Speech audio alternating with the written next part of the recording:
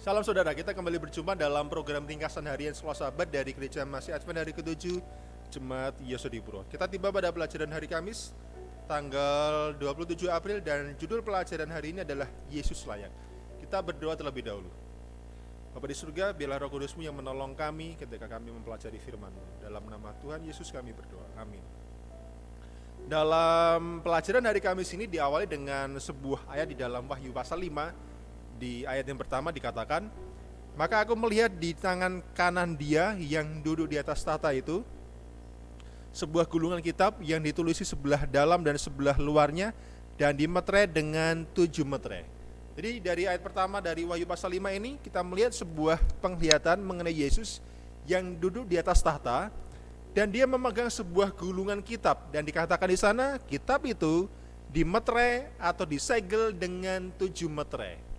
Sebuah pertanyaan, apa maksudnya sebuah kitab yang disegel dengan 7 meterai? Apa maksudnya tentang penglihatan ini, saudara? Kalau kita membaca Wahyu pasal 6, judul perikop di sana adalah keenam meterai yang pertama dibuka. Lalu meterai yang ke-7 Anda bisa baca dalam Wahyu 8 ayat yang pertama. Di sana juga menggambarkan sebuah penglihatan mengenai meterai yang ke-7 dibuka.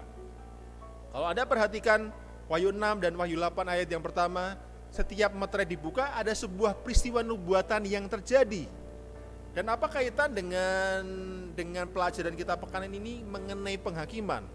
Saudara, kalau Anda membaca dalam Wahyu 6 ayat 12 dan 13 dikatakan, maka aku melihat ketika anak domba itu membuka meterai yang ke-6, sesungguhnya terjadilah gempa bumi yang dahsyat, matahari menjadi hitam bagaikan karung rambut dan bulan menjadi merah seluruhnya bagaikan darah.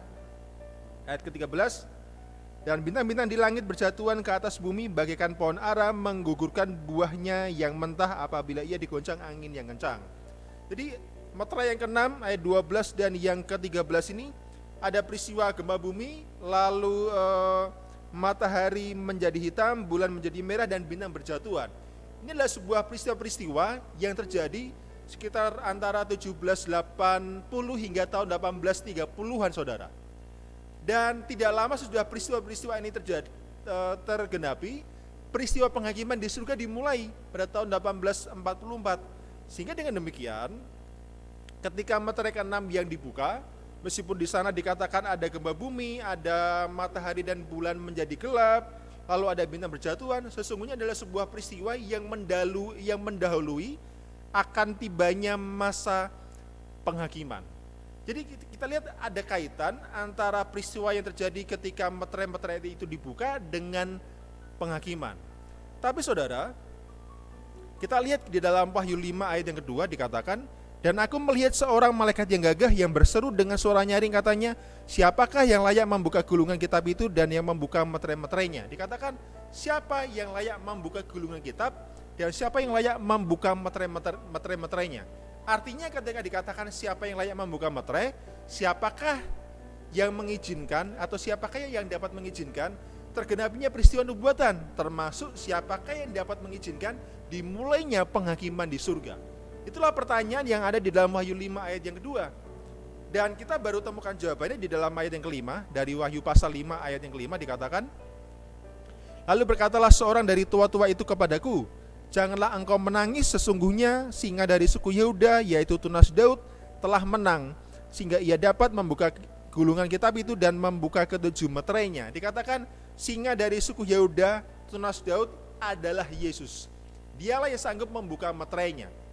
Artinya adalah kalau Yesus yang sanggup membuka meterai, maknanya adalah bahwa Yesus juga yang dapat mengizinkan tergenapinya peristiwa nubuatan. Yesus juga yang dapat mengizinkan dimulainya penghakiman di surga. Mengapa Yesus layak untuk mengizinkan dimulainya penghakiman di surga? Kalau kita baca dalam Wahyu 5 ayat yang ke-9 dikatakan, dan mereka menyanyikan satu nyanyian baru, katanya, engkau layak menerima gulungan kitab itu dan membuka meterainya, karena engkau telah disembelih dan dengan darahmu engkau telah membeli mereka bagi Allah dari tiap-tiap suku, bahasa, kaum dan juga bahasa.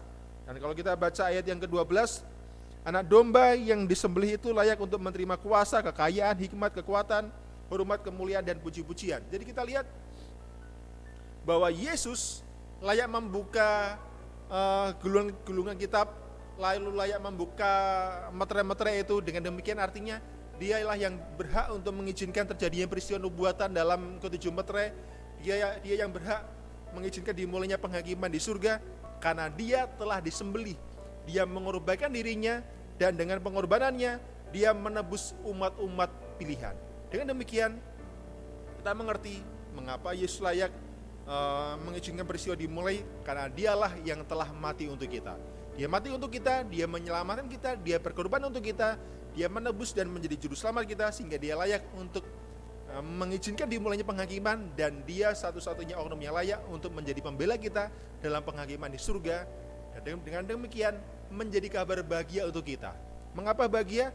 Juru selamat kita menjadi pembela kita, menjadi hakim kita, sehingga dengan demikian penghakiman menjadi sebuah kabar yang bahagia. Di sanalah ketika umat Tuhan akan mengalami kemenangan. Demikianlah pelajaran kita pada hari ini. Tuhan memberkati.